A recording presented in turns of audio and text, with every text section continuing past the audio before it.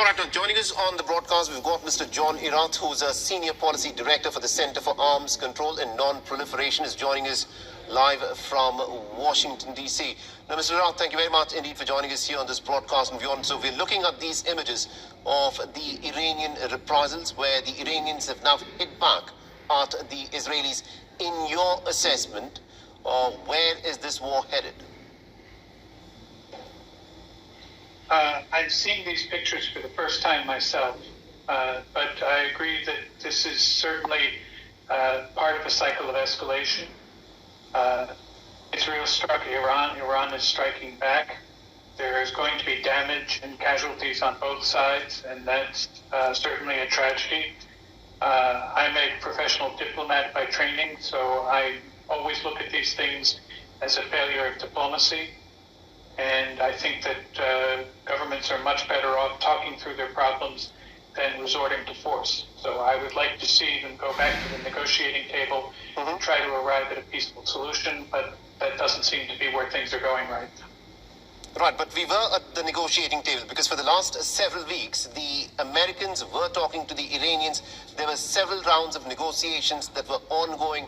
And this is what the American president had been repeatedly saying over and over again, that he wants to give diplomacy a chance. He does not want war to happen. He does not want bloodshed to happen. And he had repeatedly been telling the Israeli Prime Minister Netanyahu to not stage a unilateral attack on Iran. This is what Trump has said on record. Do you think this was an attack that the Israelis started yesterday night without the express approval of the American President Donald Trump, even though it has since emerged that Americans were quite clearly in the know that this round of escalation was to happen?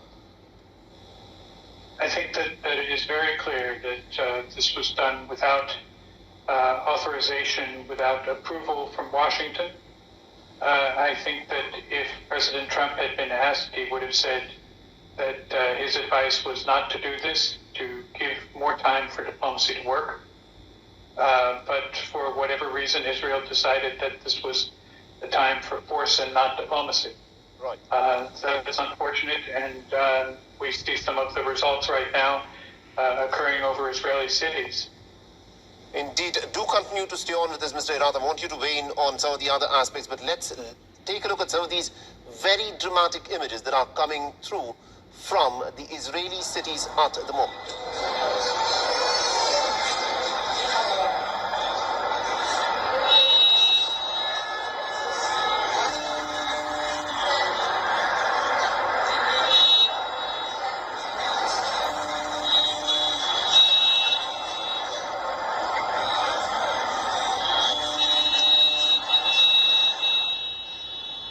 All right, now this is a video that's been put out by the Iranian embassy in India. We do not know as to what the extent of the damage has been, because a lot of these Iranian missiles have also been intercepted.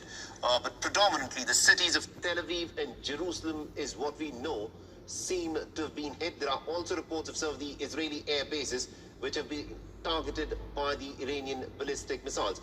Mr. Erath, one of the things that's spoken a lot with respect to the Israeli-American equation is that any time Israel gets into a war, the Americans also get dragged into it. Do you think this time too, in case this war continues not with respect to the Israeli-American equation, is that any time Israel gets into a war, the Americans also get dragged into it? Do you think things that's spoken a lot with respect to the Israeli-American equation is that any time Israel gets into a war, the Americans also get dragged into it? Of course,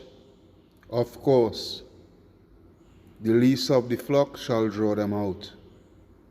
But let's continue. Do you think this time too, in case this war continues to escalate, the United States of America, despite Donald Trump's America First policy, would end up getting dragged into this war? It's certainly a possibility. I think, though, that President Trump has been very clear that it's his intention not to be involved in other countries' wars and conflicts. He feels that this was a characteristic of the Biden and Obama administrations that he would not want to repeat. So he is going to try to avoid being involved in such conflicts in the future, including what is going on between Israel and Iran now. He has said on many occasions that he would like to reach some kind of deal with Iran. That's the name of his book, The Art of the Deal, and he sees himself as a deal maker and would like to come to some sort of understanding with the Iranian government. That seems to be less likely now that this has occurred, but I don't think he's given up on it. And also, looking at the scale of the attack that was carried out on Iran by the Israelis as part of this Operation Rising Lion, where several of the Iranian nuclear facilities were targeted, and apart from that, there was a clear decapitation attack in which the top military leadership of the Iranians was completely taken out by the Israelis. With that being the situation at this moment, do you think there is any possibility or any room for diplomatic efforts from here on, at least in the immediate future? As I said, I'm a professional diplomat, so I think there's always room for diplomatic efforts. But the room is certainly narrow. The Israeli actions have made it more difficult to find the space to undertake fruitful negotiations. And Iran is in a position where they feel that they have to do something in order to respond. And that's what is going on right now from the dramatic pictures that we are seeing. It's interesting to see that they apparently are targeting populations had not done in previous attacks against Israel. They tended to look at more military targets. If they're actually targeting population centers, and this is not just some missiles that have gone off course, that would be a significant escalation. Right. Now, the headquarters of the Israeli military is bang in the middle of Tel Aviv.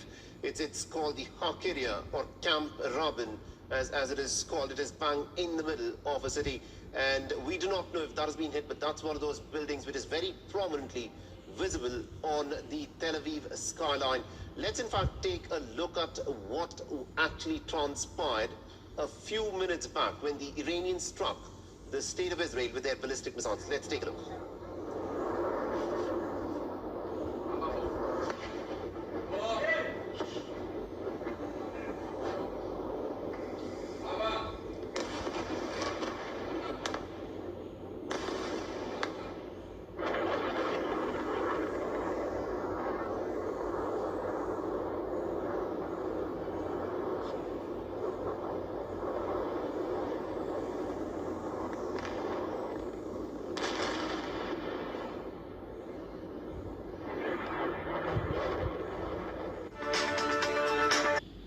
This is the book of Jeremiah, chapter 49, verse 20. It reads, Therefore hear the counsel of the Lord, that he had taken against Edom, and his purposes that he had purposed against the inhabitants of Teman. Surely the least of the flock shall draw them out. Surely he shall make their habitations desolate with them.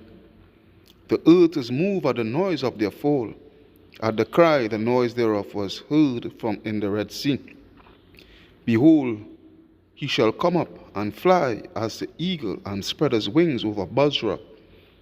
And at that day shall the heart of the mighty men of Edom be as the heart of a woman in her pangs. Shalom, shalom, shalom, shalom. This is a brother Kahan from the GMS Prophetic Vibration Camp here in Trinidad with another edification to the power and spirit of Yahweh Ba'ashem Yahushai.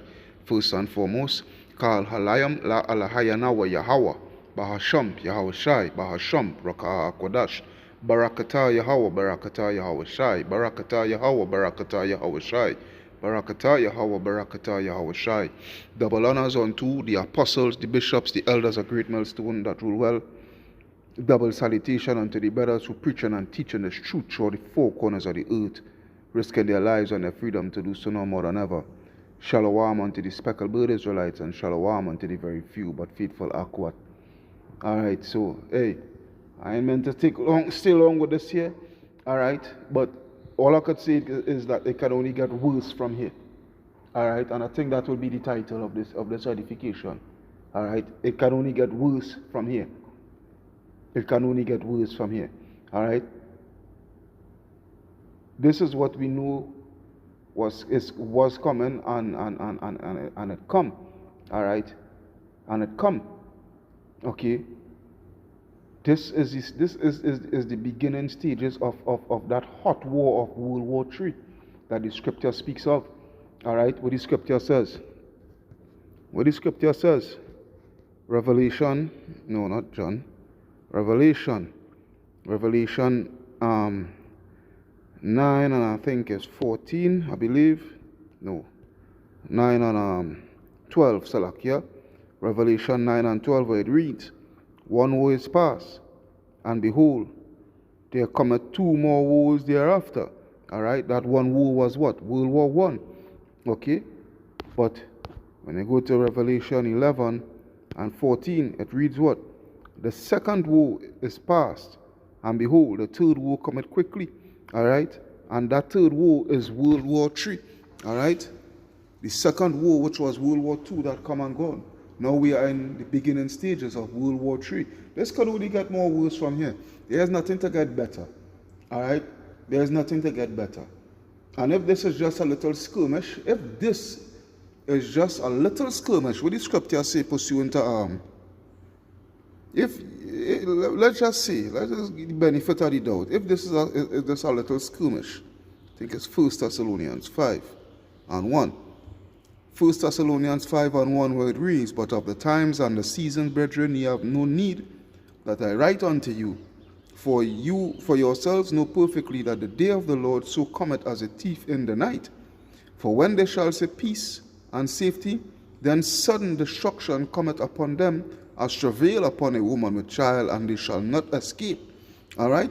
So, if you think that this is a little skirmish and it might blow off or whatnot, so forth, all right, and peace might prevail, cooler heads might prevail or whatnot, so forth, hey, you are in for a rude awakening. All right?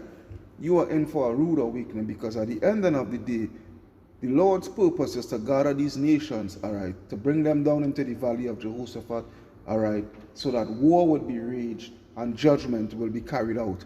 Plain and simple. This is what it is. All right? Plain and simple. Plain and simple. The stage is already set. Seems like people forget. All right? The stage is already set. And when I say the stage, not just only the rhetoric and all these things. All right? The battlegrounds. All right? The battlegrounds. Yeah? Revelation chapter 16 and 12. Revelation 16 and 12, where it reads, and the 6th angel poured out his vial upon the great river Euphrates, and the water thereof was dried up, that the way of the kings of the east might be prepared. All right? The stage is set, man. The battlegrounds is set. All right? And the right buttons is being pushed. The right moves is being made. All right? For this whole powder keg to just explode. Okay? We told you all this thing was coming. All right? We told you all these things was coming. These are the things that is coming. See, hey, you dumb Negroes who've been talking all that crap about it, long I hearing the Messiah coming, and this and that and the other, and he can't come yet and whatnot. Well, hey, the day of the Lord is gloominess and darkness. What it is, what it is, as the scripture say, I'm trying to get the right part. A matter of fact, oh boy, bear with me. Alright, it says the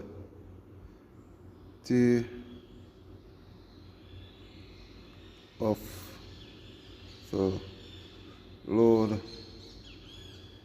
is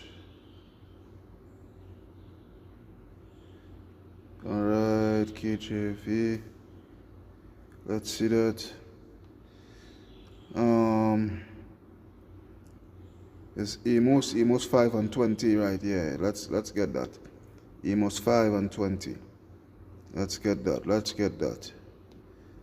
Amos chapter 5 and verse 20. where it reads, I think I should start from 18. Yeah, 18. All right, Amos 5 and 18, where it reads, woe unto you that desire the day of the Lord. To what end is it for you? This is what I wanted, was a paraphrase. All right? To what end is it for you? For the day of the Lord is darkness and not light. All right? And this is what we see in here.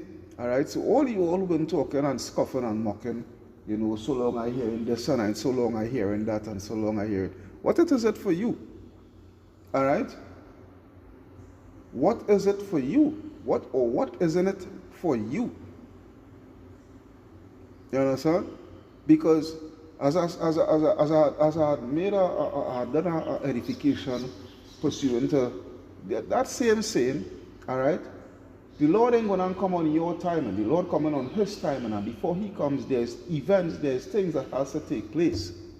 All right, there's things that has to take place, and right now these things is actually taking place. So as fast as it's taking place and it comes to its completion, everything comes to a completion that has to take place before His coming, then He is going to come. Then the Messiah, Yahweh Shai HaMashiach, who the world ignorantly and stupidly calls Jesus Christ, all right, then He is going to come. He is going to make His return. But these things have to take place with the inevitable nuclear war. All right? Nuclear war, turmoil, nuclear warfare. All right? That is going to take place. All right? It says, verse 19, as if a man did flee from a lion and a bear met him, or went into the house and leaned his hand on the wall, and a serpent bit him. Shall not the day of the Lord be darkness and not light? Every dark, even very dark, and no brightness in it. And this is what it is. This is what it is. This thing could only get more worse from here. All right? This thing is going to get more worse. All right? Right now, we're just a tit for tat. But I really and truly, I don't see anything letting up. You know, the cooler heads prevail and whatnot, so forth. What you're seeing there is the Lord controlling the minds of these leaders pursuant to Proverbs chapter 21 and 1, where it reads, the king's heart, all right, is in the hand of the Lord. As the rivers of water, He turneth it whithersoever He will. Every man, all right, every way of a man is right, but in his own eyes. Every way of a man is right in his own eyes, but the Lord, Yahweh Ba'ashem Yahushua, ponder with the heart. All right, so it's the Lord that is controlling this whole show. All right, it's the Lord that is controlling this whole show here. Okay, and as the journalist asked the guy, the professional diplomat as he professed himself to be, and what have you, so forth. You know, he asked a specific question, and that question was, if Israel is dragged into a full-blown war, all right, with Iran and what have you, so forth, if America is going to be dragged into it. Okay? And the answer to that question is yes, as I had started with the very, very first scripted here. All right? And I've been saying, through the Spirit, how I've been seeing it. All right? I've been saying, pursuant to Jeremiah chapter 50, verse 20, I think. Let me see, Jeremiah chapter 50 and verse 20, I believe. 24, actually. Jeremiah 50, 24. All right? Jeremiah 50, 24, where it reads, I have laid a snare for thee. A matter of fact, I would start from verse 23. Jeremiah 50, 23, how is the hammer of the earth cut asunder and broken, which is Babylon, America.